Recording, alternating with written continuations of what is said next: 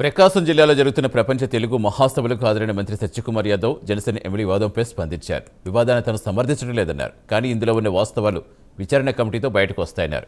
ఇప్పటికే deputy CM Pawan Kalyan ఈ అంశానికి సంబంధించి విచారణ కమిటీ వేశారన్నారు.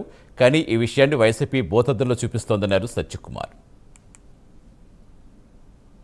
బాబాయిని గొడ్డలి పోటేసి గుండె పోటుగా చిత్రీకరించినప్పుడు ప్రజలను నమ్మించాలని చూసినప్పుడు అది ఆయనకు పాపంలాగా కనిపించింది. సొంత బాబాయి చెల్లెల మీదే ఈ హత్య, అంటే హతుడు ఎవరు ఉన్నారో హతుడి కుమార్తె మీదే తండ్రిని చంపిన నేరం మోపాలని చూసినప్పుడు ఆయనకు పాపం అనిపించలేదు. ల్యాండ్ టైటిలింగ్ యాక్ట్ తెచ్చి లక్షల ఎకరాల ప్రభుత్వ భూముల్ని కానీ అటవీ భూముల్ని కానీ వివాదాస్పదమైన ప్రైవేట్ భూముల్ని కానీ ముందుగానే గుర్తించి దానికి తనకు అనుకూలంగా పనిచేసే రిటైర్డ్ అధికారులను నియమించి ఆస్తుల్ని కొట్టేయాలని చూసినప్పుడు జగన్మోహన్ రెడ్డి గారికి అది పాపంలాగా కనిపించలేదు.